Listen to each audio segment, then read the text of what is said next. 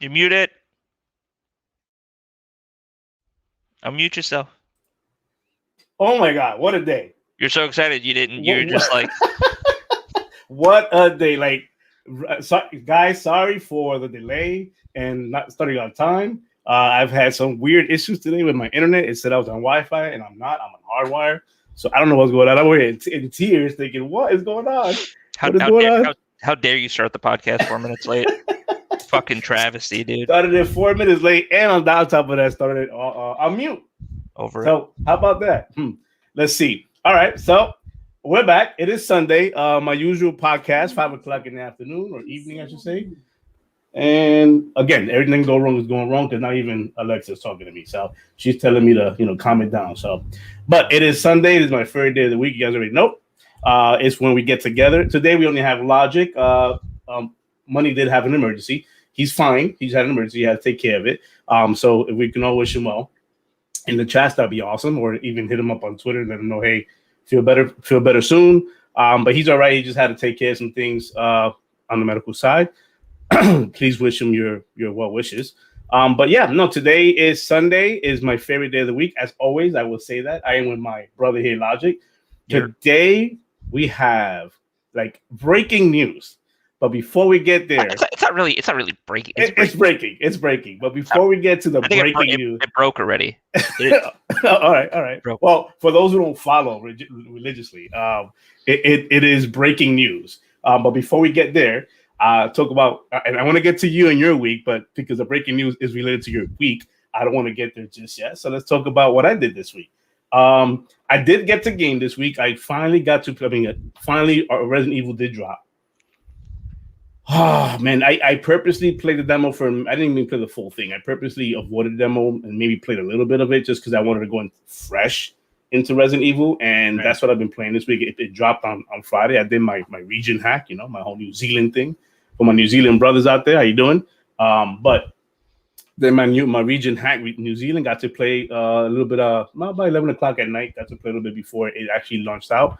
But I did enjoy it. It was one of those. Man, I played hours. I played last night. I was playing for a bunch of hours. So I put a lot of game into it and a lot of hours into, I should say. And my first impression, it's not and we'll talk about this. It's not a Resident Evil in the traditional sense, but nonetheless, it has jump scares and it has good story. So, but we'll get into that a little later. I did that. What else did I do today? Man, there was a lot of news this week. There was so much news that like literally my head was spinning. So much news that I'm going, what are we going to talk about? What are we really going to talk about this week? So I went ahead and said, you know what? Let's just make it go natural. Let it flow.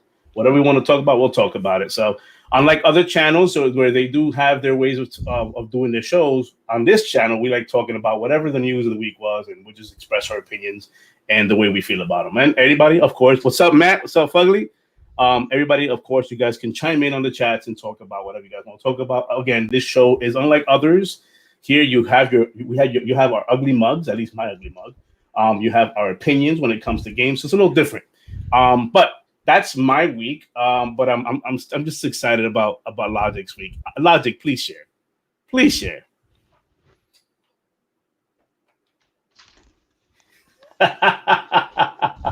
Ladies and gentlemen, the man, the myth of the hour. He's got himself an Xbox Series S. Last week he spoke it into existence. For weeks he's been talking about MLB The Show. He needs to play it. He got himself an Xbox Series S. I am proud of my brother. He's been nothing but talking up about it. He's been playing it. He's been experiencing it. Now he knows what Quick Resume is all about. He doesn't have to hear about it no more from his mouth or from the community what Quick Resume is. And he gets to play MLB The Show. Logic, talk about that. Would it be weird if I just held the box for like the next hour? That'd be a little weird, right? If I just just hugged it and maybe fondled it a little bit. Like you're among the best community that you could possibly be a part of. I used to be a part of the same fucking thing. I mean, it's not like my roots are Xbox gaming. It's how we met actually on Xbox. No, listen. Long story short, yeah, I got an Xbox. Long story short. I got an Xbox. It's fucking great. Sorry. All right. Talk to me, dude. It's cool. The last Xbox I owned was an Xbox One, That one I waited online for back in 2013. Got it with GTA. I remember that was the launch. That was the launch game that I got with it. It was like October. GTA, like which one? 5, the one that's been on every console. Yeah, the GTA that's been out for the last 8 years. GTA Generations.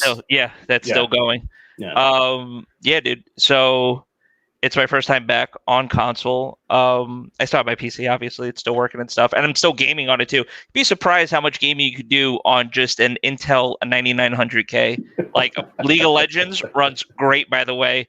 Don't worry about it. Like, if you have a 9900K or even one of those AMD processors, internal graphics, I see that you left the party. Like, you left the party, and I looked at your name. I'm playing League. Like, I'm sorry. I meant to actually like say something that was fucked up. Like, I got a text message. Yeah. So I left kills like basically like in the party with my brother last night, and because it was just like my buddies who I normally play PC with. They're like, "Hey, League," and I was like, "Yeah, I'll play some League." And I didn't even fucking like say like, "Oh, kills, I'll see you later." I literally just like switched over the monitor and just went to go play League, But because I've been on Xbox since I fucking got it, and that was what, Wednesday? It was Wednesday.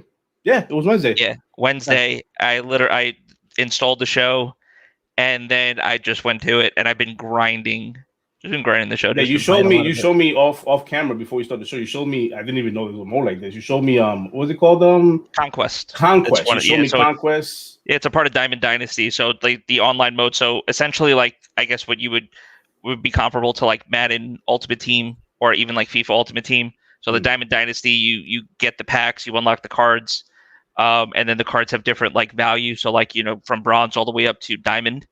And then you use those cards to play different modes. You play against other people online. You can play against single player, like CPU, earn rewards, get better cards, rank up the cards, all of that stuff. But then that one mode, Conquest, you basically like I'm trying to earn the Albert Pujols card, and you basically it's like playing not Conquest, Risk. It's basically Risk, but you're playing different CPU teams basically like all around like, and you take over the region, you take over like their territory, and you basically take their fans, and in order to get the Albert Pujols card you have to basically take over all like 16 teams that are there, so it's pretty dope. You showed me a little clip of it, and I saw that it looked like, I called it Chinese checkers. If you guys ever play Chinese checkers and looked at a Chinese checker board, it looks exactly like that. It's little hexagon basically you're just taking over, but it plays a lot like Risk, where you're moving the fans over, and if you have more fans than the other team, you can kind of just play. It's pretty dope. Mm-hmm. Okay, but that's just one mode, and then there's just playing online. So you play, because I play just online. We played each other. No, we didn't. We didn't play each other. Oh, we did. Wait. No, we didn't. How you gonna bring this up and then not explain to people how we played? We did not play this boat. Like, I don't know what you're talking about. What happened? Did Leonardo DiCaprio go into your fucking brain and like remove like that incident? Like, did he plant the seed or just remove that? No, listen, guys. We played 2 games, right? 2 games. Mm-hmm. We played 2 games. And I have no shame. He beat me both games. Second game went into overtime, or I should say extra innings. And he beat me in extra innings by a lot. He's the baseball guy, obviously. He's the guy. He's the guy who plays these baseball MLB shows. Haven't played a baseball game though since 2000. All right. Insult to injury. No worries. I'm the one that plays it, and I haven't played one since the PS4 version of the what year was that? I want to say 19. Was the last time I played it. I didn't play 20 or 20. I didn't play 20, and I got 21. Mm-hmm. But I haven't played it since 19. The game you're the first person I played online with. I purposely avoid online because of the grievance and people just disconnecting. And I know you told me sometimes just network connectivity. Yeah, because you're playing baseball, so it's a lot of people across the world.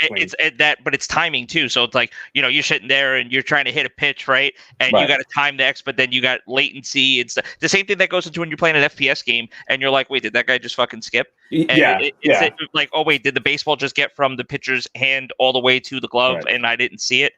Things like that happen. Now, in the little couple of games that I played online so far, whether it be with you, I played with another buddy of mine, William, and then I even played against somebody. I played a ranked match too, and that guy, I made him quit.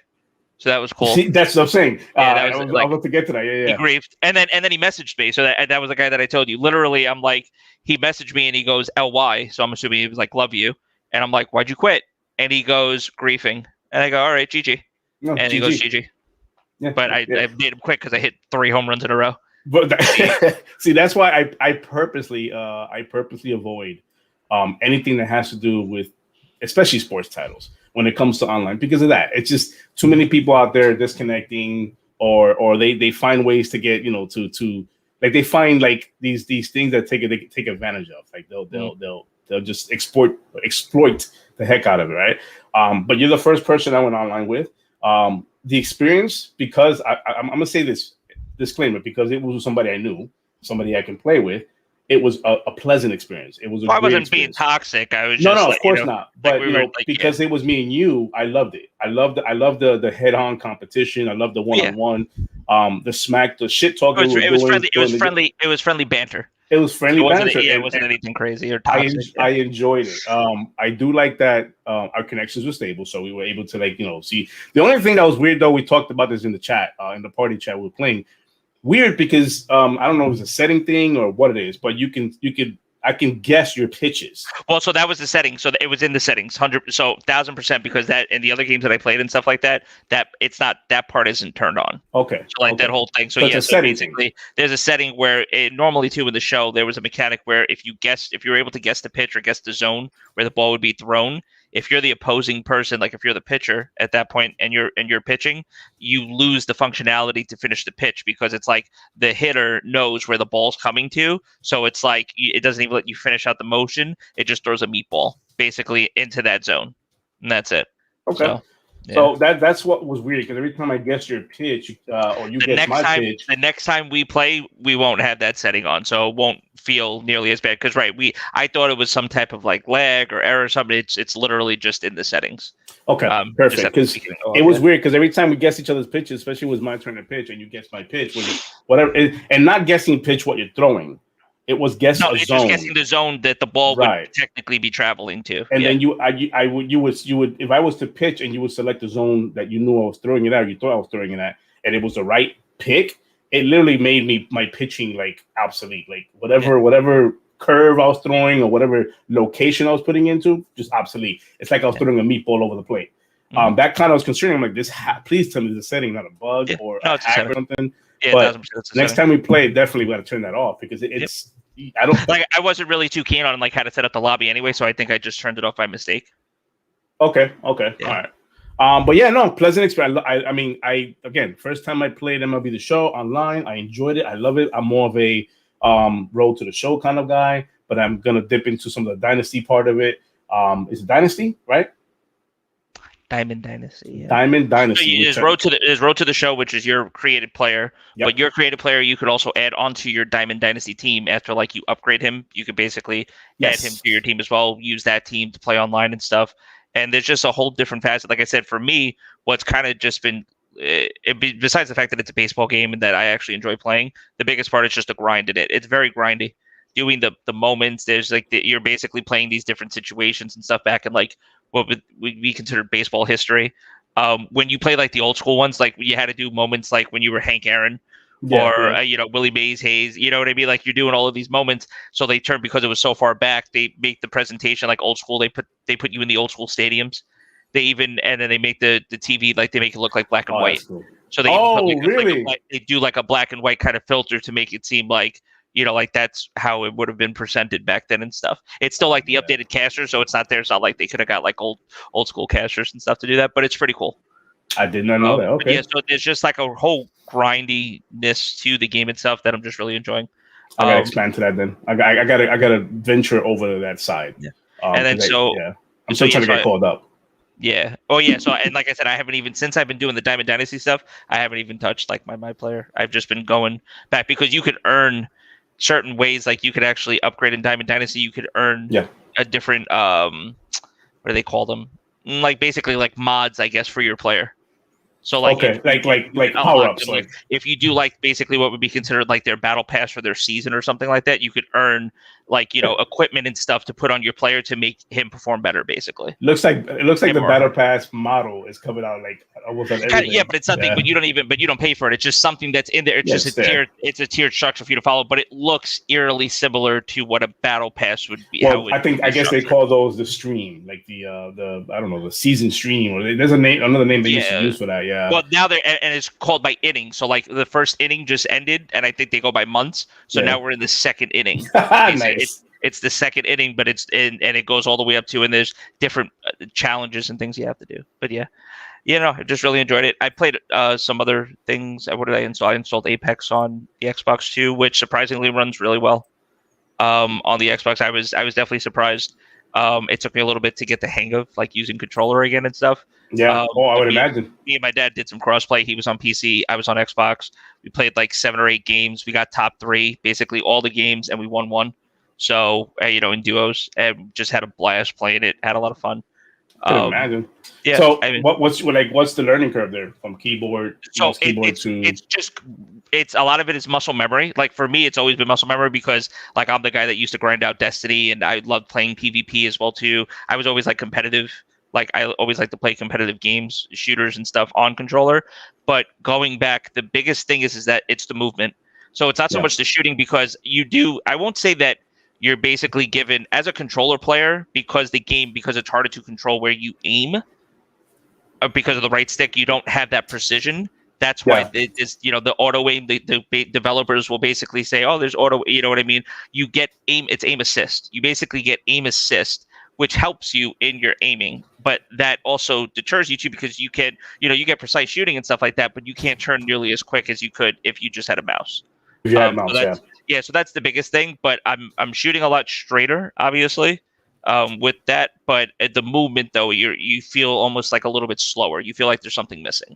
So that's the biggest thing between the mouse and keyboard and controller. But it's still enjoyable. And as far as the experience going from PC to just even playing on the Xbox One S, I know it's or Xbox Series S, not One S, Series S. It's not. I don't notice too big of a difference. Like graphically, it's not all there, right? But it's not bad. Right. But it's not bad. And gameplay wise, like how it ran great. Like the frame and stuff like that. Like I don't know. Like I think I have the variable refresh thing turned on. I do have a 144 hertz monitor. I don't know how many frames I was getting, but it just felt smooth like the entire time I was playing. It felt like I was getting over 60. That's for sure. Money's writing in the chat. He won't be making it. It's okay. It's all good. Just get better, Money. You write him get better. Yeah, man. Pat, if you guys join in late, Money, who's usually our third panelist here, one of our brothers, he wasn't able to make it.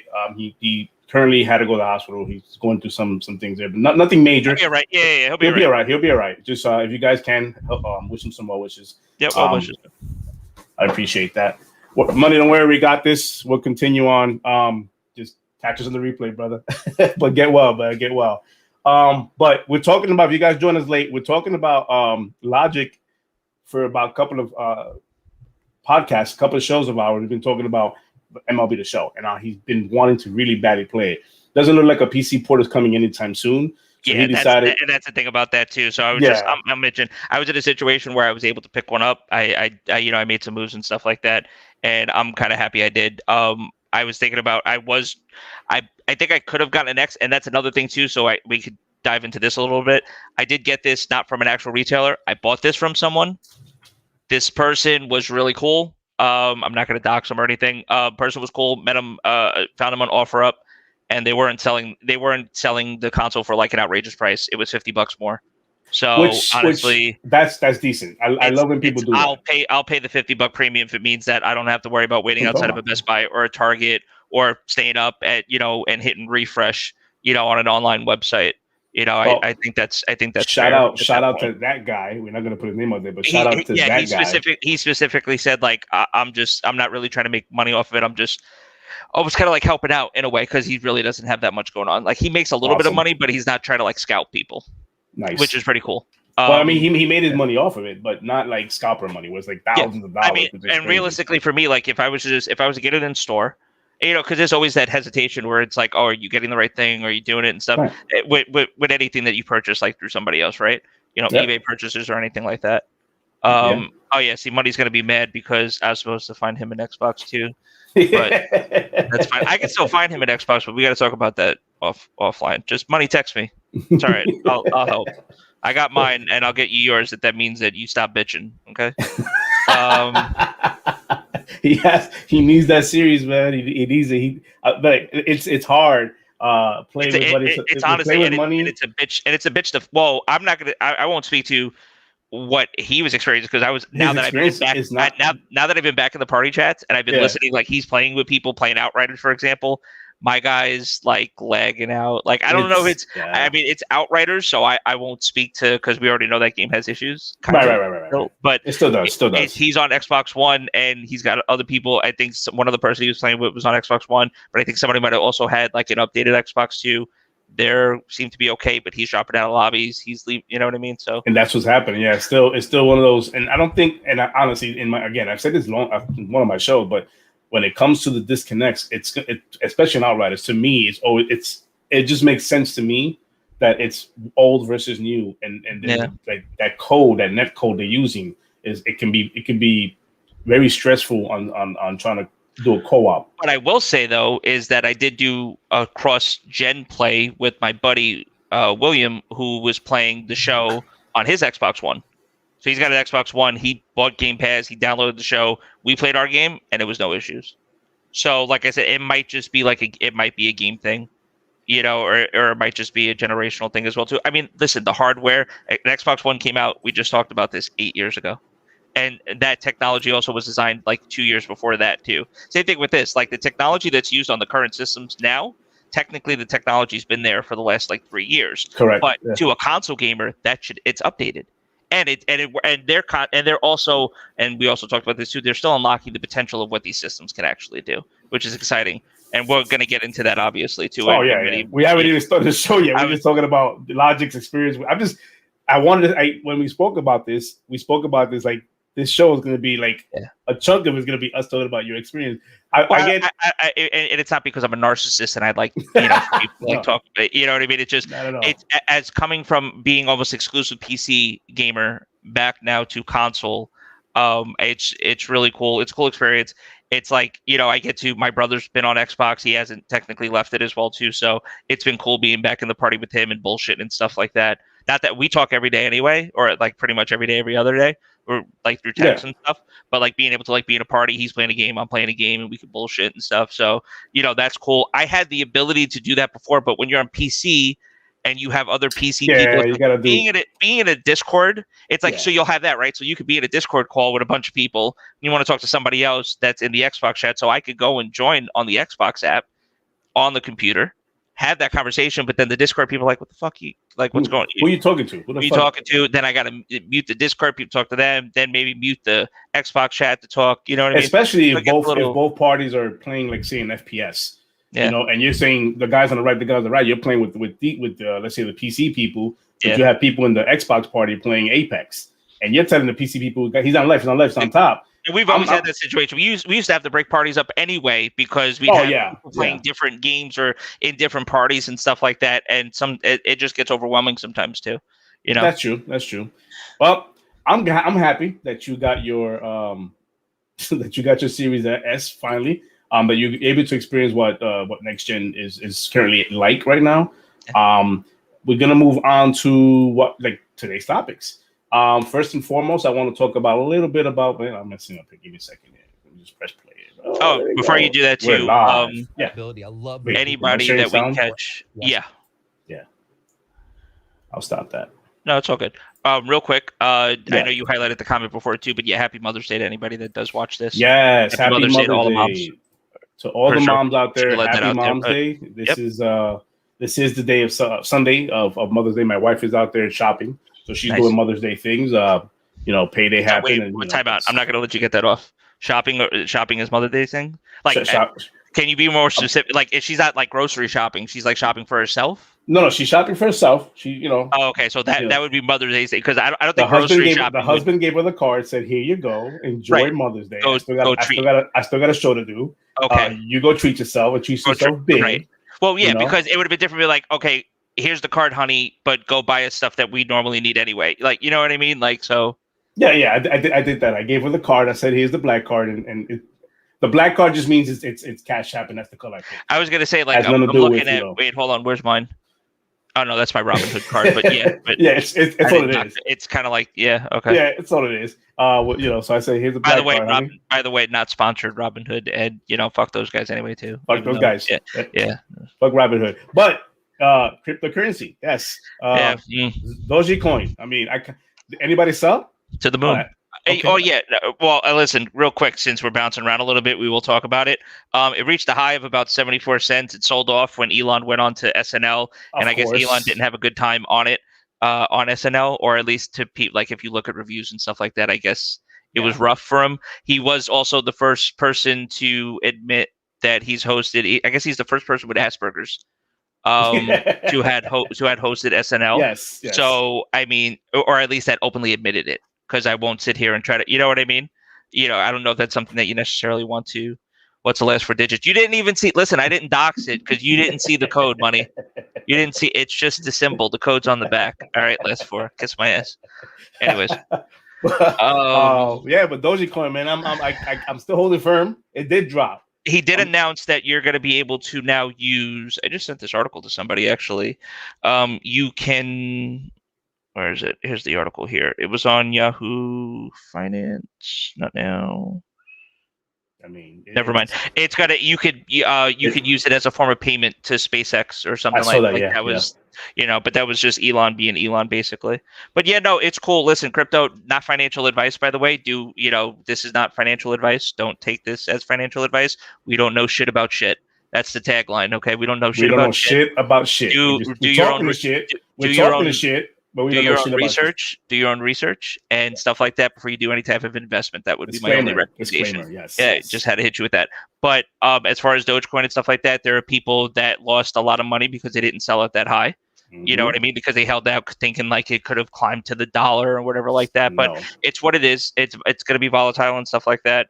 And yeah, it'll just be interesting to see what happens over the next couple of months and years. I just can't wait. I just can't wait to go to the buffet and be like, cryptocurrency, motherfuckers! Like, here you go. Yeah, I mean, we're not that far off from it. We still are probably a few years away.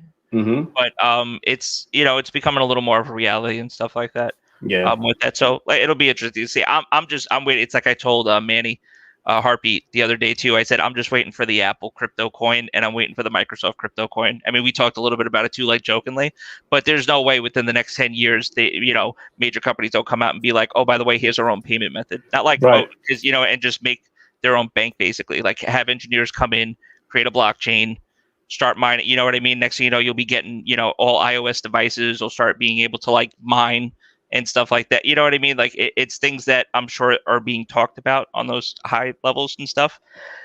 It just has to make sense for them. They're not just going to automatically come out, especially for a company like that, and any of those big, Fortune 500 companies, anything. Correct. The NASDAQ top 100, all of those companies, it has to make sense for them, and there's still, it's not that there's ambiguity between cryptocurrency, but there's still a lot unknown. Still not a lot of people know about it. We're only like really 11, 12 years into it now. So it's for, we'll see what happens. Cryptocurrency. Yeah. Big ups. Dogecoin, if you guys are following, and fuck Robinhood. But again, we're not financial advisors. That is a disclaimer. We do not follow our advice. Please do your own research. Yep. Figure it out. I am still holding strong, but that's just my thing. Anyways, moving on. Let's talk about today's topic. And we're a half hour in, 33 minutes in, and that's with the delays. But anyways, let's talk about it.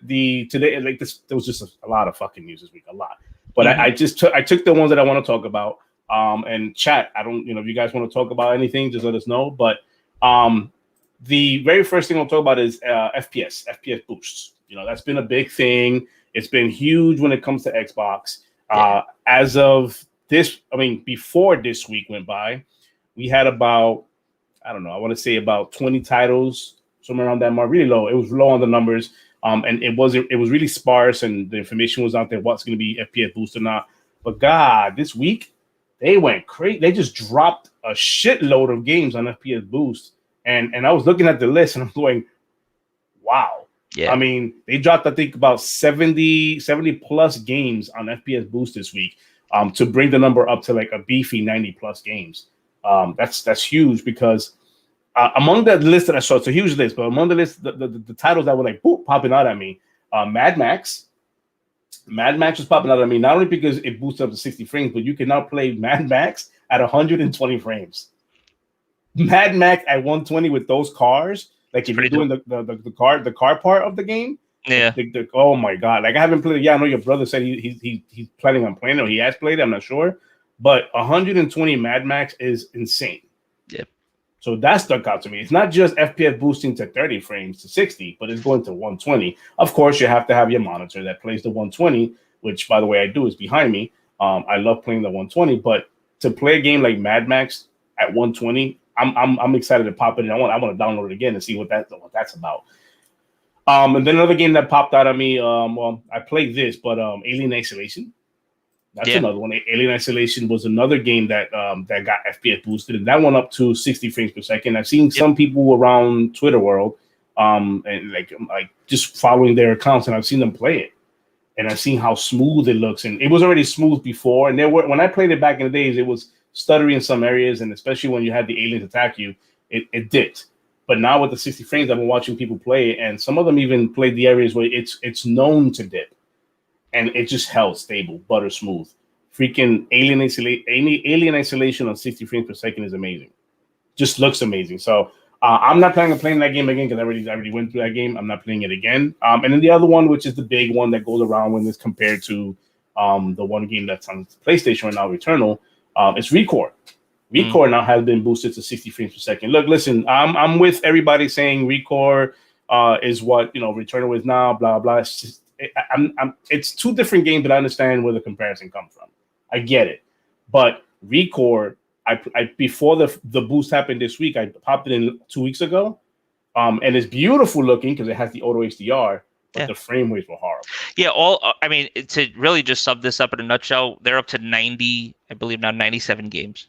97 games that are at least at 60 or higher. Mm-hmm. And all for the Xbox Series S, and then a lot of them for X, and then a lot of them for the S, excuse me. Not every one of them on the S will get. They'll get at least the 60, or it won't be available, or they'll get the 120. But they have the website. You could go right there. I think Major Nelson posted it up too, like the actual post itself to show you all the different it's like games. 2-3 pages long or some of that. Yeah, two pages. They go through the games, which one's 120 hertz, which one's 60 hertz. All it means, long story short, it's a better gaming experience. That's it. If it's a first-person shooter, it's going to feel a lot smoother. And reaction time, things like that. The biggest thing with first-person shooters is reaction time. It's actually being able to see the frames come in quicker. That's all. That's what gives you the edge. Seeing somebody run around a corner, if you could see that a little bit quicker, you have quicker reaction time too, or you could possibly have, because then also that's the human side of it, preparing on that. When it comes to regular games too, it's just the fluidity. It's actually just playing a game that looks great, but it's capped by 30 frames because of a hardware limitation. Because you couldn't develop it to that because the hardware just couldn't push it. It would be too much for it. Now you have hardware that can push it.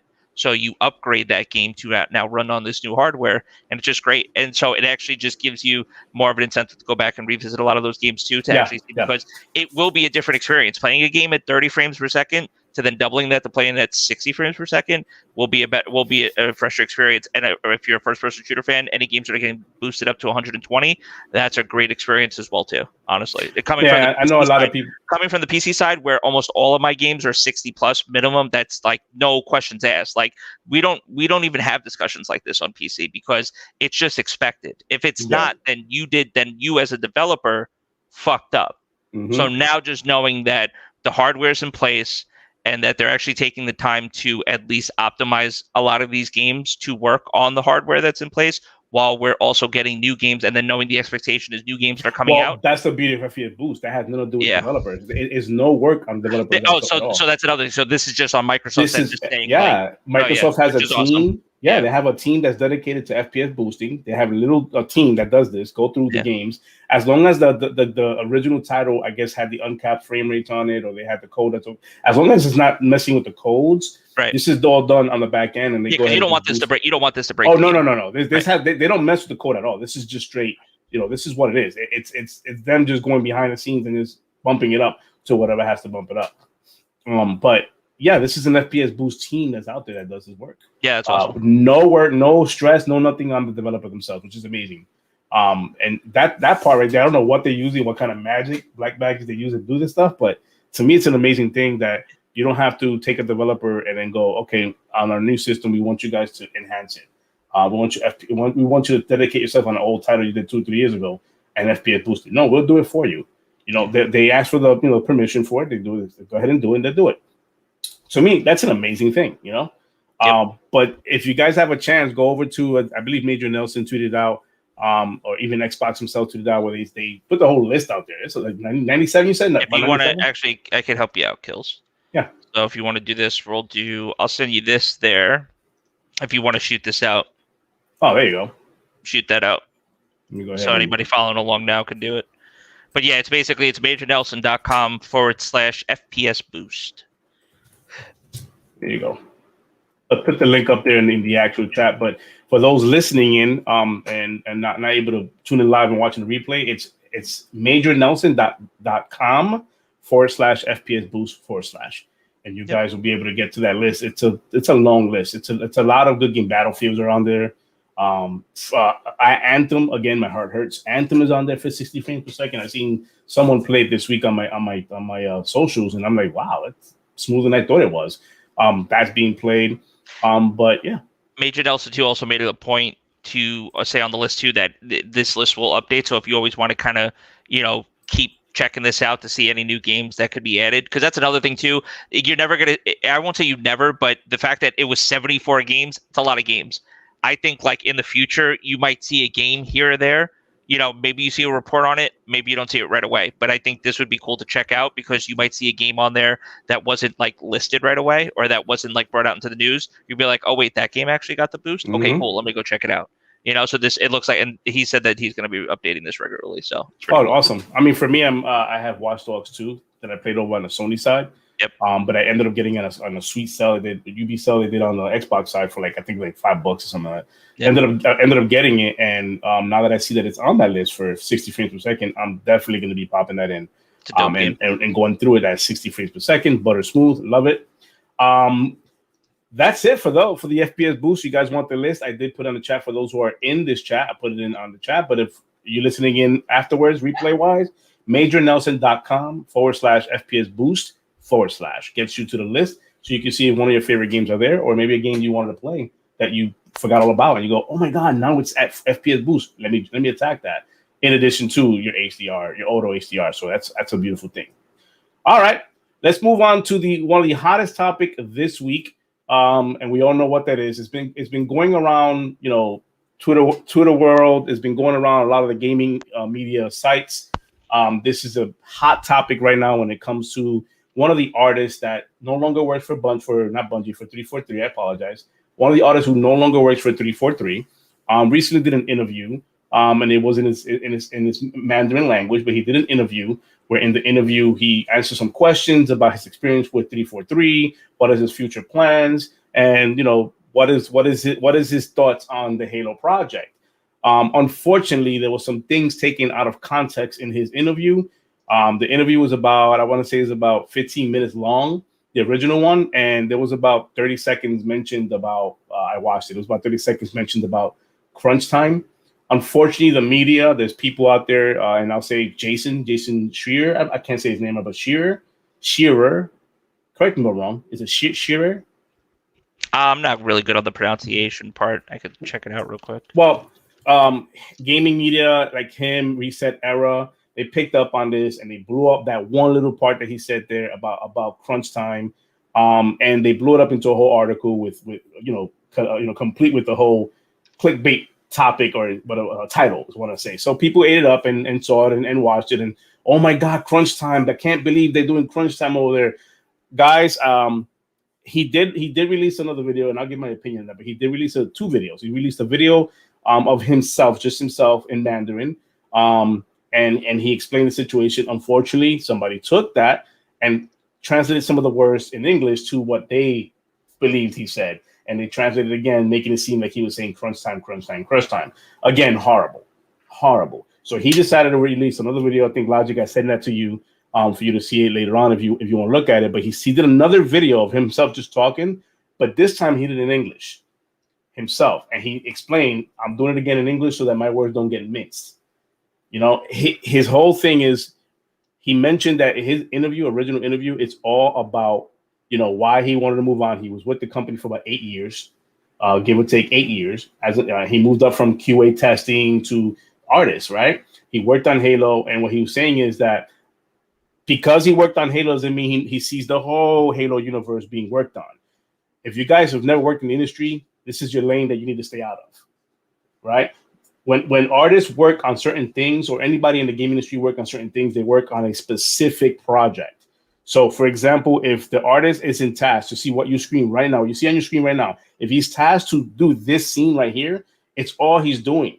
He's not working on story. He's not working on audio. He's not working on the mechanics of the game. Yeah, he doesn't know the in and outs, the mechanics, how things are supposed to interact. If anything, it's that tree. See that tree right there on the left hand side of that video? That's his job.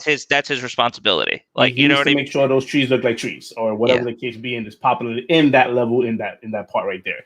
Yeah. But unfortunately, people took this whole conversation. Like he like, oh my god, this guy mentioned crunch time and how 343 is making people work overtime. He also mentioned and this isn't a topic that's basically, you know, just about 343. This goes across the gaming community, and this has been talked about for years. And most recently, another big company, Project Red. You know, when you talk about what they had to do with 2077, their pushbacks and stuff like that, they had deadlines, and then people talking about, yeah, listen, the work is there and stuff, but from a cultural standpoint, and the reason why I think, and you were going to probably get to it as well too, is that to misinterpret this person, like saying like, oh, you know, like whether it be crunch time or anything like that, you know, there is a certain level of expectation with developers because they do have to meet sometimes these like really stringent like deadlines, you know, to actually get work and to do that, and they are compensated for it. They are paid for it.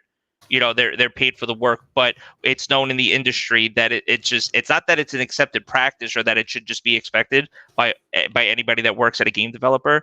But, you know, it's not just, you know, beholden to 343. You know, at the end of the day, you know, there's other companies that basically, you know, do this, that basically have their artists or have their workers, you know, work longer hours on the game to try to meet those deadlines. But to actually try to push this almost as like, not a puff piece, but like almost like a takedown piece of like that developer, you know, whereas this person, you know, to make it seem like he's talking about like, oh, I was overworked as like an artist and stuff. Right. But that misconception over in certain cultures where, you know, you might now be looked at, you know, in a different light because you're looked at as somebody that isn't willing to work as hard as you can work to get, you know, the full potential, basically, you know. And I think that's where, you know, you have to be careful, especially when you're talking to people, you know, this is someone's livelihood at the end of the day too. You know, I report the story if there's malpractice, if there's anything like that, when it comes to, you know, developers like, you know, doing bad things like pushing their workers too hard and stuff like that. All of that stuff comes out, you know, it does. One way or another, it does come out. But there's also a certain way that you should report on information like that too. And you should maybe even sometimes keep some sort of anonymity as well. You know, when it comes to that, like, I think needs to be a little bit of journalistic responsibility. I think that's where we're going with, because at the end of the day, you know, yeah, you want to report the story, and it is an important story to tell, but you also have to be mindful of the people that are giving you that information, and you should protect your sources at that time, because you don't understand what's going to happen going forward, you know, with that person's job. It gets to the point where we as I'm assuming as in the media world, you know, the first story to break, I want to be the first one to break it. I want the clickbaits. I'm gonna put the headlines so people can click on and read the rest of it. And there's always that it's your responsibility to read the whole article. Yes, but it's also your responsibility to include the whole interview inside your article. Yeah, not cherry pick what makes something clickable. Right. I went ahead and clicked on some of these articles and saw what was being written, and none of what he was talking about in the interview was mentioned, other than the crunch time. I mean, I watched the last interview he did in English, or not interview, the last video he put out in English, and he's literally exactly what you just touched on. He's talking about that. His livelihood now is at stake. He can be blackballed from the industry. The culture, his culture takes that very seriously when it comes to the workforce. It's not like, and I don't want to compare because I've never lived out there, but just seeing the stories of what the different cultures are when they take their work seriously. This man is talking about he hadn't slept, he couldn't eat because it's that serious for him. And rather than, and this is my disappointment when it comes to the gaming media, rather than saying I'm sorry, fixing it, or updating the story, now we have these things, or he walked the story back. That's the narrative now, that the artist has walked the story back. Well, because the person that wrote the report at that point is basically trying to save face, being like, no, I actually did have, this is journalistic integrity for me. Like, you told me something, I reported on something. Now you don't feel as good because you gave me that information and it painted you in a certain light. But guess what? That's not my problem. But once again, this goes back to that whole journalistic responsibility and journalistic integrity. Like, at the end of the day, it's like you should report the story, but you should also respect the person that's giving you that type of information as well too. Report and maybe do it, and maybe just do some type of due diligence at the end of the day.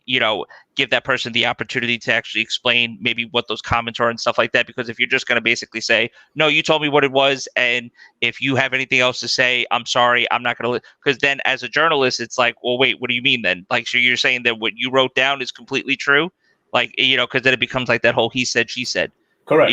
Or he said shouting match and stuff like that, and that's not cool. At the end of the day. It's not cool at all. It bothers. Yeah. That's the part that I see. I seen all three videos. I seen the interview, the Mandarin one with subtitles in the bottom, or not subtitles, somebody translating for him, and then you have the one where he's literally talking in English. And he lives in Seattle, by the way.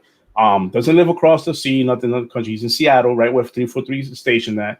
And he mentioned he didn't get fired. He didn't get let go. He simply wanted to move on to work on other projects. Right. Because 8 years doing something, even though it's a beautiful project, but doing it over and over again, it's one of those things where he felt like, okay, I need to move on and do something else.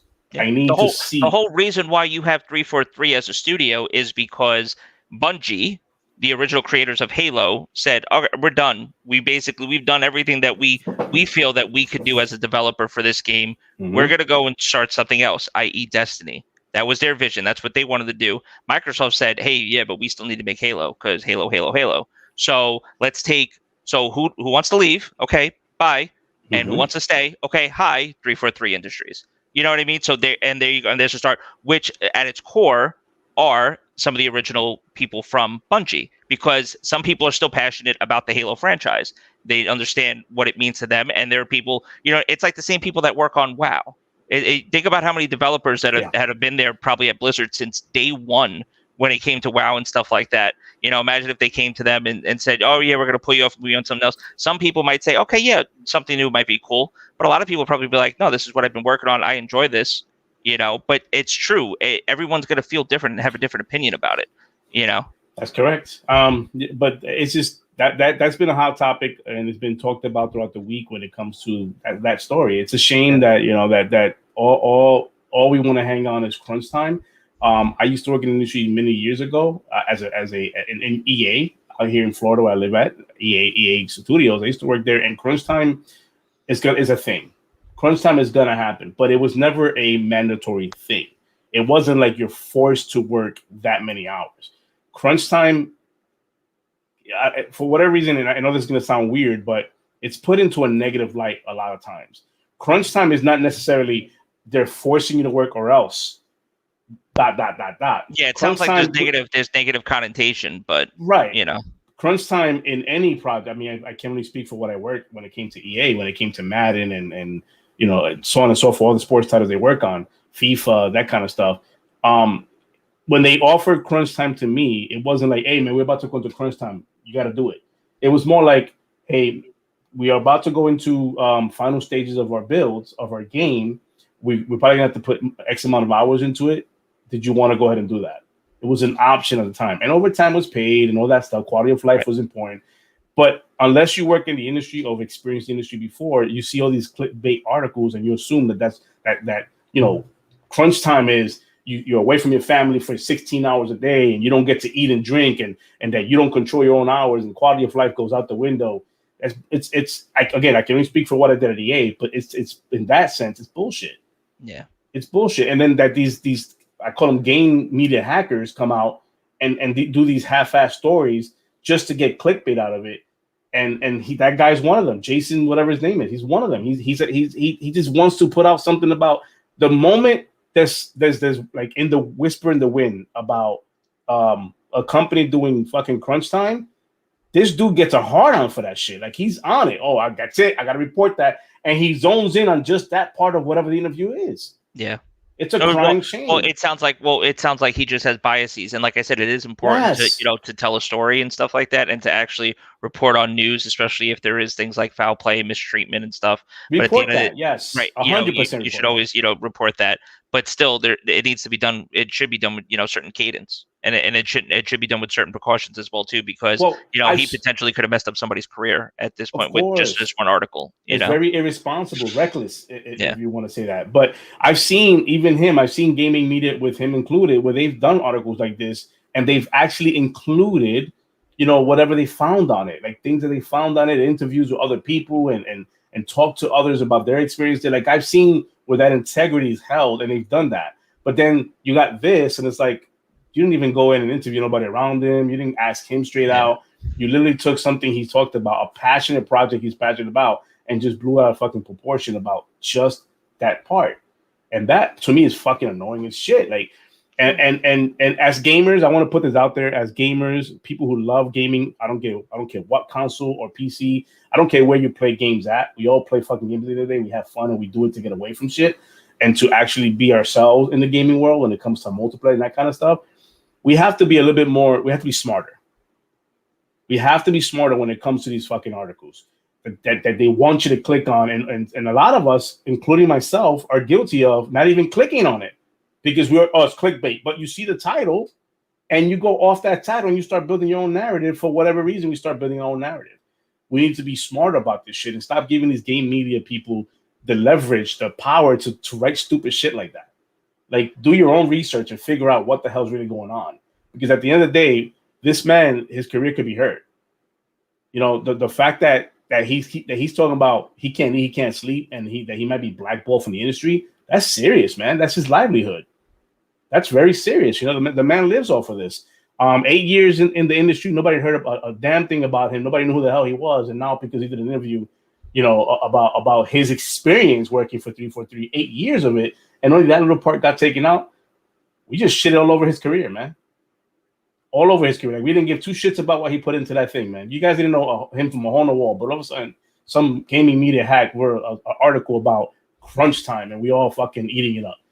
It frustrates me, man. That's annoying to me. But I want to put this story to rest because I know it was a hot topic.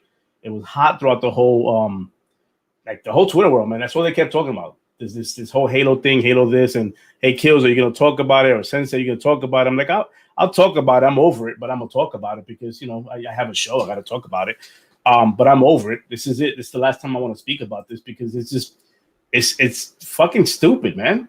I think it's boiling my blood, man. I think it's because I worked in the industry before a long time. I know what he's going through. Like, this is bullshit. Yeah, no, and I think too, just a lot of it. Sometimes it's like, we'll speak on it. Obviously, it is news. It's newsworthy and stuff. But then after that, it's like, another way to not like help push the narrative is to just not like mention the guy like anymore. Like, you know what I mean? Like, because sometimes it's like if that's the crusade that he's on and he wants to do, that's cool. But it's like not giving him that type of attention anymore. It's like just not mentioning him. Right, I agree. And just giving him that recognition. 110% going forward, basically would definitely help with that. Fugly says he did say that they will be nothing special, but still good. He's again, Fugly, man. By the way, Fugly, your memes keep me going, man. I appreciate you, brother. Hey, Logic, if you're not following this dude on fucking Twitter, I think I do. Fucking memes are like at a whole different level, bro. Like every time he memes, I put like eyeballs. He puts eyeballs, I put eyeballs. So we'll go back and forth with that shit. Fugly, I appreciate you, brother.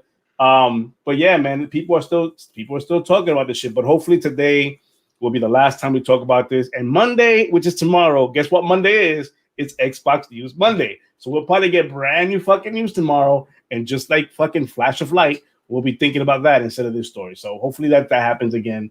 Because the man deserves whatever piece he needs and wants, he deserves that. Hopefully whatever he's seeking out for, he gets it. And that's it. That's what I'll say about that. The next topic I want to move on to, if it's okay with you, Logic. No, it's not okay. We should definitely talk about this for another 3 more hours. Keep talking about that for more 30 fucking more minutes. Yeah. The next thing I want to talk about is actual games. I want to talk about fucking games. I opened up the show with Resident Evil Village.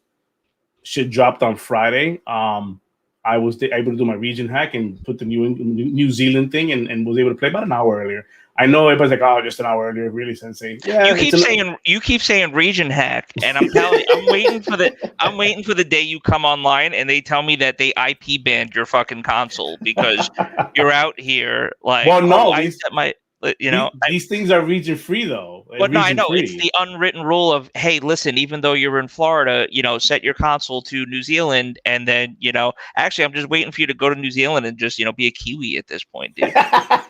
It just turned into a fucking Kiwi, like literally move there, and then you don't have to worry about setting your console because you'll just be there, right?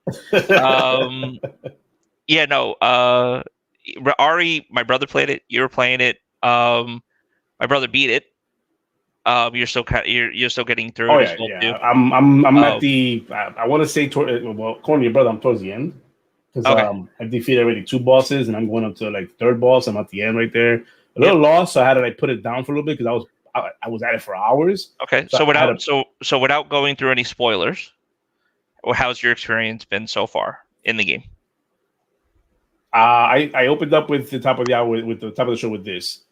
It is not a traditional Resident Evil game, and by Resident Evil tradition, I mean the umbrella.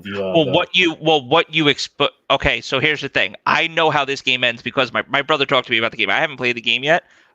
What I'm saying is that there's a possibility you might experience things or get to certain revelations in the game that would make you change this opinion that you have about it. So if this is fair. If this is the gripe that you have for it, I understand that because no gripe, or not gripe, but just like you said, like it doesn't feel like RE in the traditional sense, right? But a lot of like you played RE4, right?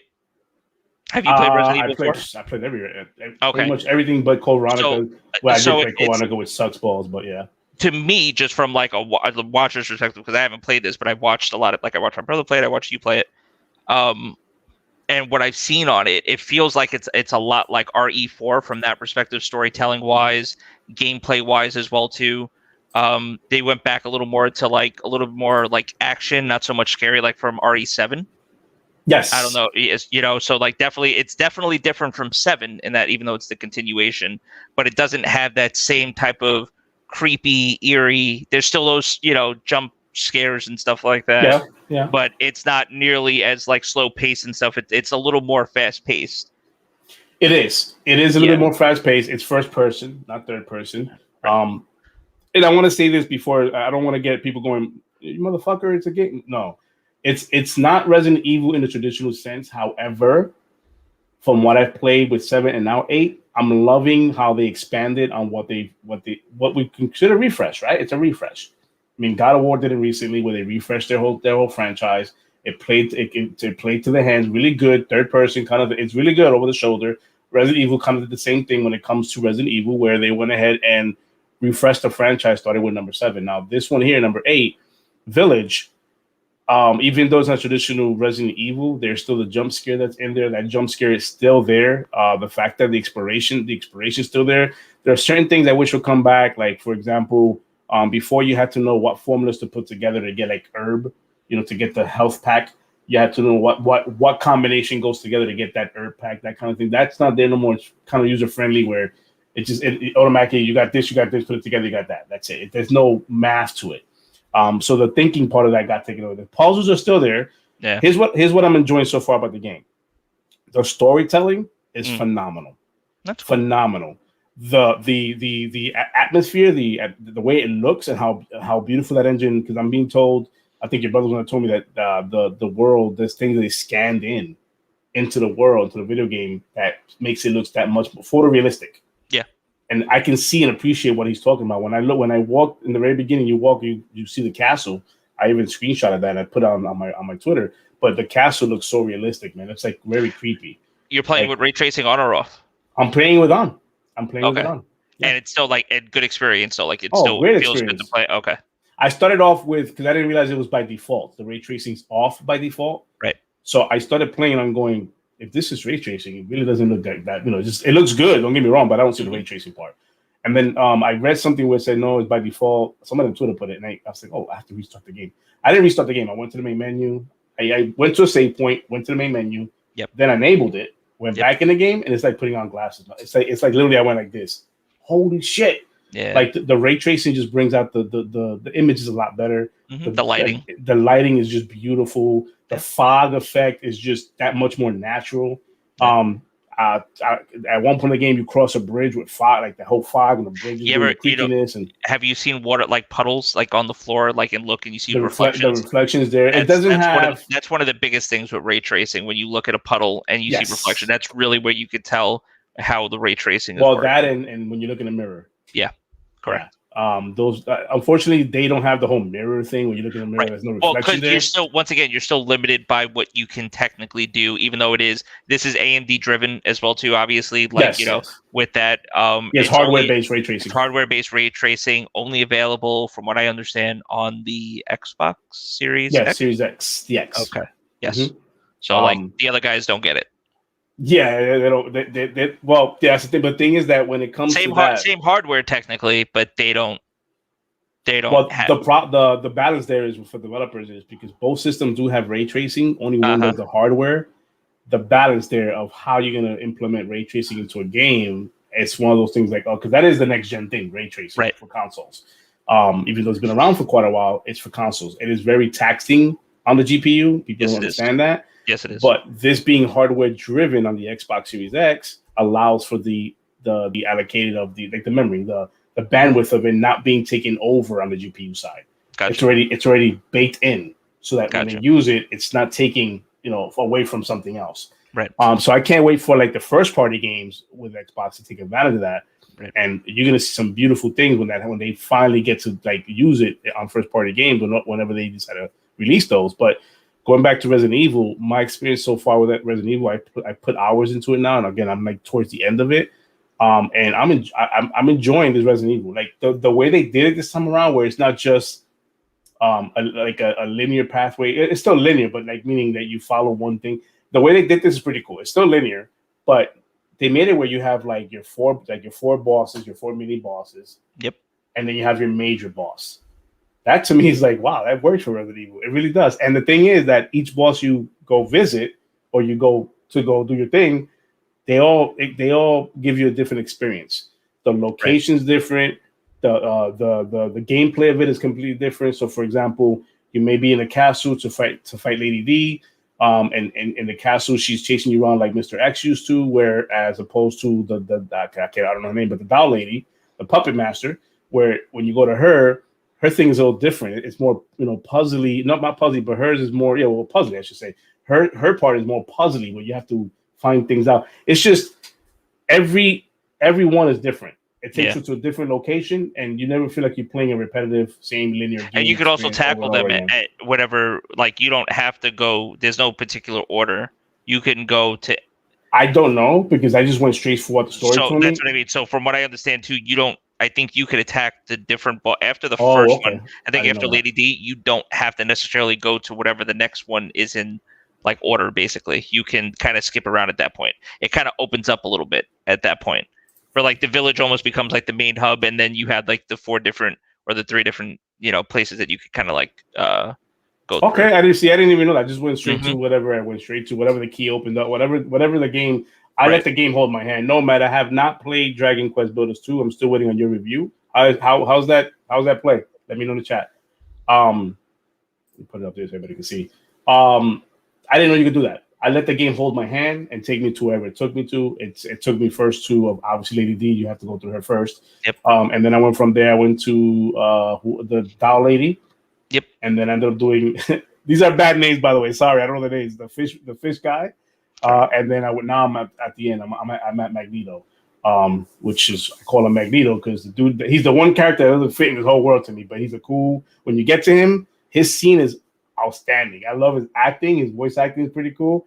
It's just crazy. Heba, look at brother joining my Oh man, hold on. I gotta put it out there.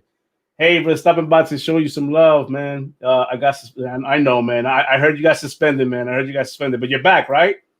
You're back. If you guys don't know Hebot, this man is a collector. He's a fountain of knowledge when it comes to gaming retro and gaming new going forward. Nice. If you need history, this man will give you a breakdown of history. I've been wanting to get him on the show, Logic, so he can chat with us a little bit on Sunday. I'll get with him. But I'm gonna get with you, man. I gotta get you in the chats. That way we can see if we can get him on the show, because this man, I want him on the show. He's not. I mean, this is my man right here. He's been nothing but supporter since I started the show. So I want to get him on the show if that's possible. So hit me up on the DM, man. I want to get you on the show. If it has to be a one-on-one thing, man, whatever, man. On a Sunday, however you want it, man. I want that to happen, man. Again, wow. All right, we'll talk. But yeah, man, this is my experience with Resident Evil for me. Apart from Hitman 3, which already been a nominee for me, that's my nominee for Game of the Year. I want to include this game in there as a nominee Game of the Year, especially with the way, I mean, the ray tracing is implemented, the locations, the atmosphere is beautifully done, the story pacing is on a different level. The characters, you are invested in these characters when you are talking to these characters and fighting them. You're invested in their characters. I haven't ended it yet, so I don't know the ending. So this is like a half-ass review. I don't want to give it a full review, but for like not ending it yet, getting towards the end of it, so far this is a Game of the Year nominee for me. Now there's not a lot out there when it comes to what games you can nominate. I mean, we've been really like low on new games coming out. Yeah, been playing a lot of like the retro games and everything, but you have your Returnals out there with people calling Game of the Year. You have your I say this is Game of the Year. I know Hitman 3 should be nominated for that kind of thing. There's other games out there, but guys, let me know what Astrobot Game of the Year money. Oh, you're being funny. Okay, Astrobot. I mean, if you guys, that's your cup of tea, blowing on controllers, and you want that to be part of that Game of the Year, man. Hey, be all for it. I can see the trophy now too. The trophy being something you blow on. All right, we're gonna move on past that. So, yeah, man, Resident Evil Village. So, are you planning on getting it time soon, or playing it, or just not your cup of tea? I played like RE series back in the day. I actually played RE2 remastered on PC. That was pretty dope. Looked insane. It was cool seeing that, what they were able to do with that and stuff. I started playing a little bit of 7 because of Game Pass. They had that on Game Pass for PC. Right. So that was pretty cool. Yeah, that was actually one of the games that they actually had. Yeah. For PC, so I started playing a little bit of that. Those type of games, though, not my cup. I'm actually from originally, like, my thing was like Dino Crisis. So like I'm like old school like that. Like that's like, you give me like a new age Dino Crisis that plays like, anything remotely close to like what it was before. Like I'm all there. Like I love that game. Speaking about retro and nostalgia and stuff. But yeah, RE, not necessarily the cup of tea. The last one that I like really played a lot was RE5, and that's one of the ones that's the Africa one, right? The one that's co-op, and that's one of the ones that people like can't stand. But as like a action game or like a shooter, I had a lot of fun with it. That's definitely more of an action co-op shooter. And then that co-op experience of playing with somebody else, like because I think I played with Reborn, and then I played with Heartbeat. When that was big, and I really enjoyed myself. Well, it was I think the first and the only, no, not the only, but their first time going into the co-op world, the Resident Evil make where you legitimately like had like a partner and like you did all that stuff, like, and then like so that made sense, like doing the missions and stuff like that. Like it was that was a really fun experience for me personally. But then again, it like to certain people, that's not a traditional like it's not traditional. Like people like say like, oh, that's not traditional RE. But it's like, well, once again, how does your brand, how does your IP survive if you're not willing to like change and like? I mean, I appreciate the refresh of things. I appreciate trying to introduce new innovative things to the series. Yeah. But still keeping it to the core of what the game is about. Again, I said this, God of War, they refreshed it. They kept it to the core, but they refreshed it in a way where it felt like a brand new game and you wasn't playing another God of War. Right. Same thing with Resident Evil. When it came to 5, they tried something different. Co-op. For the first time, co-op in Resident Evil, even though it wasn't traditional, that's a game I enjoyed myself because, I mean, we love co-op. We love playing online. We love playing a lot of games with each other. That's what we do. Yep. And when they introduced RE, which we all talked about, RE, and they said, now co-op coming to RE, we were like, oh, shit, let's do this. I love that it split you up in times of the game where one did one thing, the other one did the other, but you still see like you're there. It was an amazing experience. They did it again with 7. They refreshed it, and then they made it what it was for 7. Now they took that and made it into something bigger. I'm just excited to see where they're going to take this franchise next. Again, I haven't finished the game yet, but I'm very excited to see where it goes next. Like where they go from here, because clearly you picked a theme and you picked a direction for this game to be refreshed and go to. Where do you go from here? I know a lot of people want that third party, like the third person view to come back. I don't mind the first person, especially for something like this. It just brings that much more. The jump scares are that much more scarier, much more. Oh my god! And I know you heard me screaming like a little baby on the mic when that baby came out. But if you guys have not played this game, oh my god, I'm not gonna mention it. I'm not gonna spoil it. But wait till you get to that scene. It's the most Silent Hill-esque part of that game. It's just that creepy. But when I got to it, I screamed like a little girl. I think I popped some eardrums out in our party.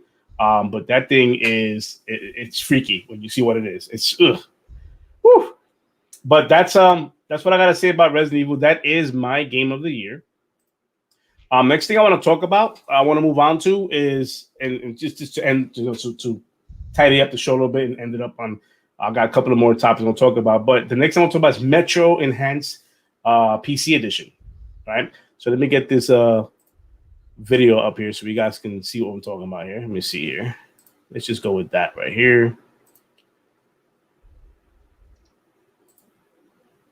All right, give me 1 second. Dead air. All right, let me add that. There we go. So, so 4A Studios has recently came out and said, and those who are following me on Twitter are probably laughing right now, but 4A Studio came out recently and said, hey, we are doing a PC edition enhancement of this game. It's going to include 4K, 60 frames, ray tracing, hardware level-based ray tracing, and some other goodies that PC edition and the PC people are playing are going to get above the console version. But I didn't realize that this was going to come out for console. I thought it was just because they named it the PC edition. Your brother was one that told me, he goes, no, it kills. It's going to be also for consoles. Check that out. And I saw this trailer. I'm going, oh shit! It's going to be for both consoles, next gen. Awesome ray tracing and it is glory on this. I said it before. The PC edition is literally the first.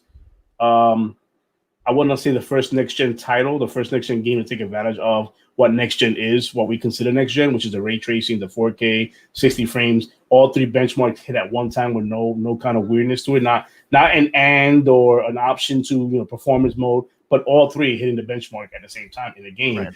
If you guys have not played Metro before this enhancement, it's beautiful as shit.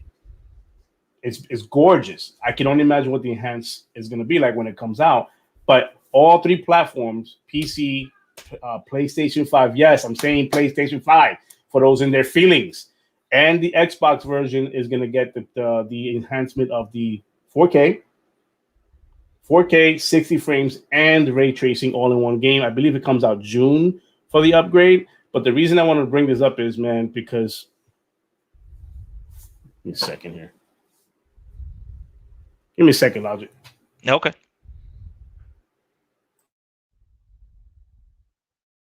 Yeah, man. Oh, what's up, 100? What's going on, man? Let's see.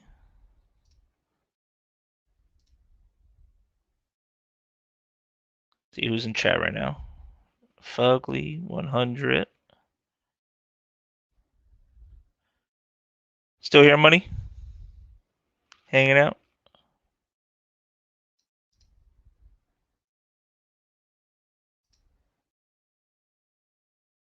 Sorry, sir. I didn't mean to leave you hanging, but I had to get the hat, man. I had to get the hat for this one. I had to get the hat for this. Sorry, Chad. I didn't mean to leave you guys hanging, but here's my thing, man. I tweeted out on fucking Thursday. This is what up, 100? My boy 100 in the chats.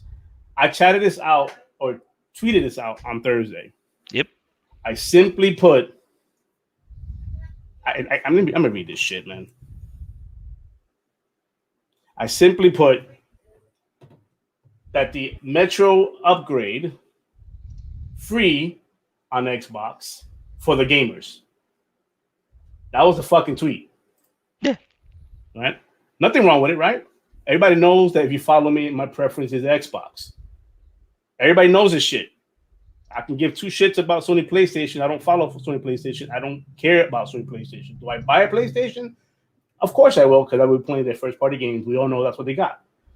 But my social accounts and this channel doesn't do anything, has anything to do with PlayStation. So when you motherfucking fanboys come into my DMs and my goddamn chats, and y'all wanna get in your feelings about my fucking PlayStation, go hug your shit. Go blow on your controller. Go give it some love and play some fucking Astro Boy. How about go play Returnal and fucking knock on some doors, see they open up for you? I'm tired of you fuckers coming into my chats and my DMs acting like because I didn't mention a PlayStation, you fuckers getting your goddamn emotions. Stop it. Grow the fuck up. Go on your social media page and tweet out what you want to tweet out. PlayStation's getting for free too. Then fucking tweet that out. Stop getting in my mentions and acting like what I said was fucking wrong. You motherfuckers got a problem. Like a mental issue problem. I'm saying, yeah, hey, I'll put the 1-800 number here in a minute. But if you guys need to reach out, man, reach out. But stop with this bullshit about you. I need to hug you so you can feel special. I play Xbox. The people that follow me know I play Xbox. I don't play nothing but fucking Xbox. That's what I do. So when you come into, you don't even follow me. When you come into my mentions because you saw a hashtag that said Xbox, what do? You fucking troll all day long? You fucking go on the Xbox hashtag and look who's posting Xbox shit and try to shit in their coffee? Probably. That's pretty much what I think happens. Like, stop that shit. Grow the fuck up. Grow the fuck up. Why are you in somebody else's fucking Happy Meal, bro? Let them enjoy the goddamn little burger. Let them enjoy their fries and goddamn shake. Like, you're in there trying to, like, express yourself about PlayStation. Nobody gives a shit. Oh, he's talking about Xbox, like PlayStation's not going to have it. Nobody mentioned fucking PlayStation. I said Xbox. I play Xbox. It's going to have it, and it's free. But I should be congratulating 4A. Well, congratulations, 4A. Thank you for bringing an enhanced edition to my fucking Xbox. There, I said it. Xbox has a free upgrade. Stop getting your goddamn feelings. Move the fuck on. It was crazy. Logic. I had over 60, 70 comments in just the thread alone about how bullshit my comment was. And then in the DM side, I had people talking about you shouldn't be living, stop breathing, do all this. Like, wow.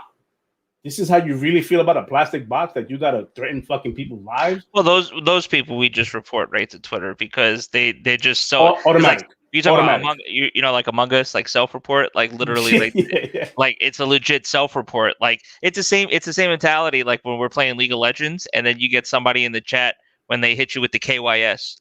It's like, all right, thank you, because now when I report you and they look at the chat log, like that just makes their life so much easier because they just ban.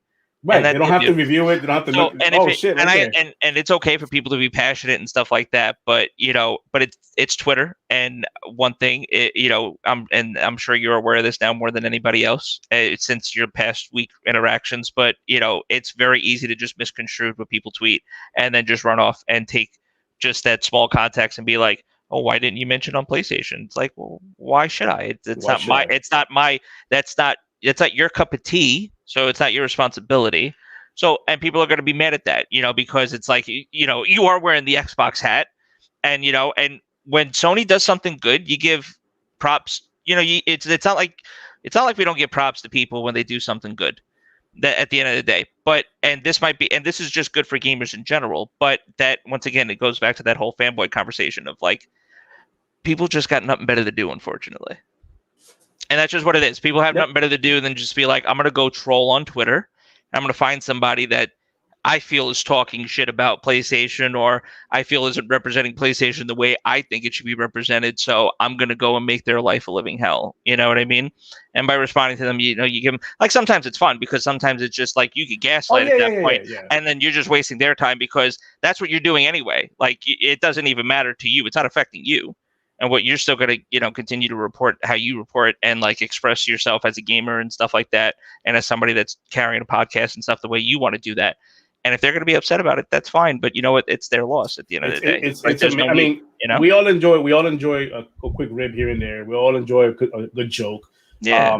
I laugh at whether it be a meme about PlayStation or an Xbox. I laugh about it because it's fucking hilarious. You know, it's funny to me. But this thing about getting butt hurt because I didn't mention your fucking your favorite console. Like, that's not my response. That's not my job. I'm not playing PlayStation. I don't have a PS5. I have a PS4 Pro that has dust on it, and I don't want to play on it because I don't want to play on it. What I consider what my preference is shouldn't bother you. It shouldn't. Yeah. You know, you shouldn't be in my DMs doing that. Heck, I just looked at before we even started today's podcast. I always look back at my analytics and stuff and look at that kind of thing. And I noticed that even my last video, very recently, as of today, somebody put thumbs down, which whatever, thumbs down, great. What's the feedback? The feedback was your corporate shill. That's the fucking feedback. If you're gonna put a thumbs down on a goddamn video, fucking explain what the hell feedback you got from me constructively so I can improve on that. Rather than sitting there and going corporate shill. Right. Look, or basically they just feel like you're getting paid by Microsoft for whatever reason. Right. So like Microsoft, this is all fucking free. I do this shit for fun. I do it for entertainment. This whole podcast thing, I do it for fun, not for money. I don't give a fuck about if I don't have a channel or not. I don't do it for money. I do it for the passion of it. I love my fucking Xbox, and I love the fact that my next gen console has features that I actually fucking play with. I don't have to give my fucking console a blowjob for it to turn on and do its thing. That right there is fanboy shit. That right there is poking at the bear. But I'm not doing that. I simply put a tweet saying this fucking game right here is going to be beautiful on my Xbox because I have a Series X. I cannot speak on PlayStation 5 because I don't have a PlayStation 5. So I don't seek out information on PlayStation 5 because I don't have it. Nor do I care of having it. You have your neutral fanboys out there who, by the way, great job for being neutral, which I don't believe in neutralness because it's almost impossible to be neutral in this day and age. You're going to have a biased opinion one way or the other because one of those is going to be your favorite. I can't be a neutral because I do own it. I do own a PlayStation 4 Pro, and I plan on having a PS5 in the future. But as of right now, I don't plan on having it on PS5 because to me, it's just not what I do in my game. The way I play, that does not fit my game style. It just doesn't. I got to play more than single player games. I have to. I don't play games like Returnal. Beautiful game. You guys love it. I see that you guys are calling it Game of the Year. That's beautiful. I rejoice in that with you guys. And a lot of it is more than that too. It's honestly, what it really boils down to is just where your friends play. Your friends are playing on Xbox. That's it.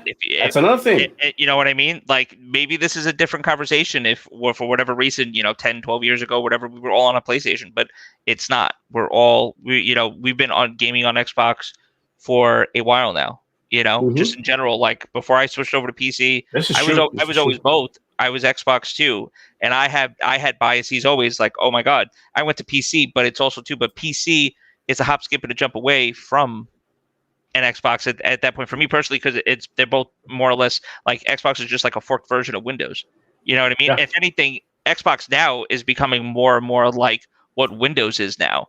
The implementation of the Microsoft Store, like I'm like, oh, that looks like the Microsoft Store on Windows 10. Like, you know what I mean? Like me as the PC gamer. You know what I mean? So it's like, and over here, and PC gamers, and that's another thing when it comes to that whole fanboy shit at the end of the day. Yeah, people do have a preference. My preference is just good, solid gaming. But my biggest preference is most of my gaming that I do isn't by myself. It's with my friends. Majority of my friends, they're on Xbox, but mostly family and everything are on PC. That's where my gaming is then. Mm-hmm. My friends, my family, they're on PC. So that's what I'm going to want to play on. If they all had Xboxes, I'd all be on Xbox. And if a lot of them were on PlayStation, I'd probably have a PlayStation too, but that's not the preference. That's just what it is. And that's why. So it's like, like what you like, play what you play and stuff like that. But sometimes too, it's like, if you don't have something, nice to say or whatever like that, or if you just want to, go out around and misinterpret, just keep that shit to yourself. Keep the shit to yourself, or if you don't have anything constructive to move the conversation forward, keep the shit to yourself. Like literally, I have people in the chat saying that the man didn't even say anything about PlayStation. Why are you attacking him? Like I have people, and believe, I'm a girl though. I'm 42 years of age. That shit did not affect me whatsoever. I kept it moving. What I simply did was just quote retweeted their shit and put another one. What's his name? DJ Khaled as the GIF. Another one because that's all I get. It's like idiots out there who rather have these stupid fanboy conversations or fanboy narrative rather than just saying, "Oh, is it coming to PlayStation as well?" Maybe, I don't know. Let's check it out, and then we can answer that question. That I've had others ask, "Is it coming to PlayStation soon?" I say, "Yes, coming to both consoles," because they asked me straight out, right? But when you come out your face and you attack me in such a way where it's like volatile, toxic, and then you threaten on my DMs, you threaten me about life. Look, I get it. It's social media. People are who they not in real life, right? They want to pretend somebody they're not when it comes to social media. So I get it. I get the whole thing. So I don't take any of that shit seriously. But at the end of the day, I still gotta take some of that with a grain of salt and go, you know, I do have a podcast. I can probably, you know, there's things that they can see from that podcast, me talking about it, and I got to be careful, you know. But I'm not the guy, man. Next time you come into my goddamn chat, I'm just keep reporting, you motherfuckers, when it comes to this shit. I don't need it. I don't want it. If I say Xbox is the place for me to play on, it should not hurt you whatsoever. Not one bit. I have on my friends list, I have a mixture of PlayStation and Xbox people. And we can have normal ass adult conversations and even joke around about both systems and have a laugh at the end of the day. Some of you guys are mentally fucked when it comes to this shit. You guys take this shit as religion. You got to stop that. You got to stop taking this shit as religion. This at the end of the day, it's a fucking business. They don't give a shit about you and me caring about what the fuck. And you're playing. It's a hobby. Nobody's out here fucking like none of us personally. It's like I'm not out here looking to get picked up by fucking Optic, like as you know what I mean, as like their next subby. You know, people aren't out here like there are people that take this too seriously. And at the end of the day, this is something that we do to kind of just chill back and like hang out with our friends and family and stuff like that. And that's all it is. So at the end of the day, it's okay to be passionate about things that you know really I guess you enjoy and stuff like that. That's okay. Just like a fan, fanatic. That's the full word of fan. You want to be a fanatic about or a fan about whatever year it is. We're fans of the Yankees and stuff like that. But I'm not out here fucking quoting the Yankees. Every time. Yeah, I'm not out here saying like every time like the Mets like take a shit and fucking don't win a game, or when Boston goes on to play. Like I don't celebrate when other teams in my division for the Yankees like get hurt and stuff like that. Like it's unfortunate, you know what I mean? But it's good for us because hopefully we get to do better. But you don't celebrate other people's downfalls. It's just what it is. It's okay to be a fan of something, but you don't have to shit on the opposite at the end of the day. It takes a special kind of person to make themselves feel better, their opinion to be more solidified, to shit on somebody else so that they can feel better about themselves. It takes a special person to do that. It's like, why do you have to shit on somebody else's like Happy Meal just for you to feel better about yourself? It's fucking nuts. Like, was that 100? See, people should give two. You can talk about me. I don't. Yeah, right. It's look, man. At the end of the day, it doesn't hurt me. It doesn't. I know what social media is about. I know how it works.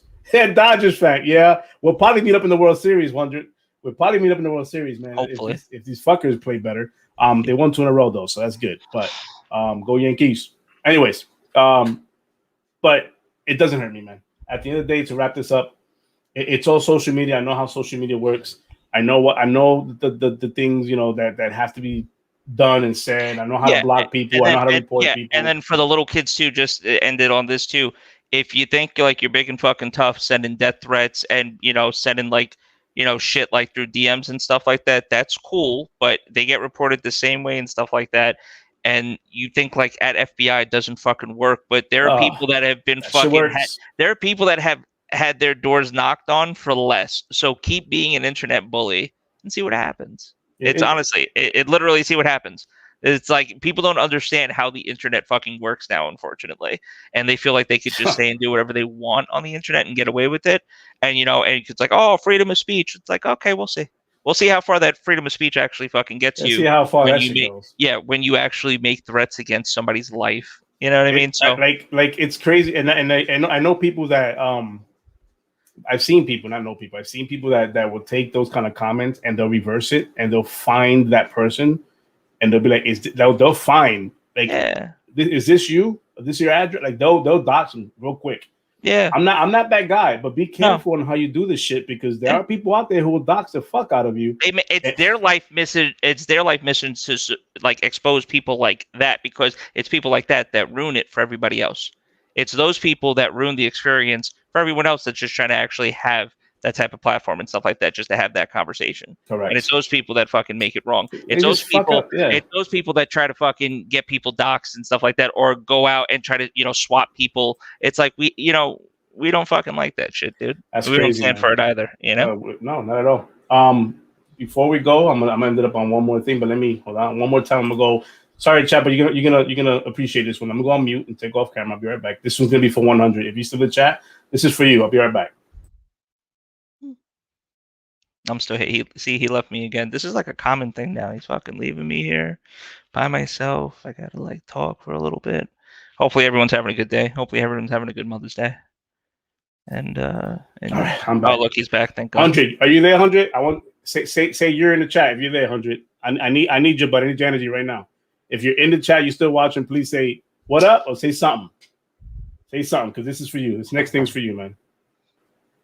I'm taking my Jack Honey. Oh no. One of my favorite drinks. This is for you guys in the chat.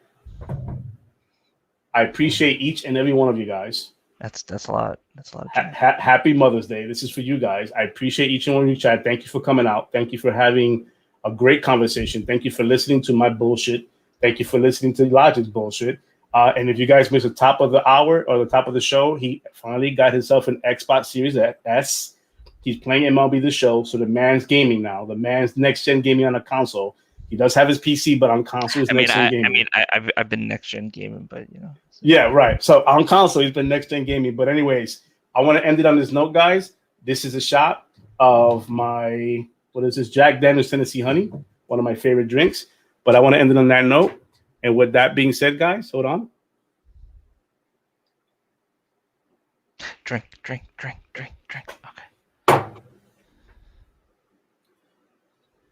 Nice.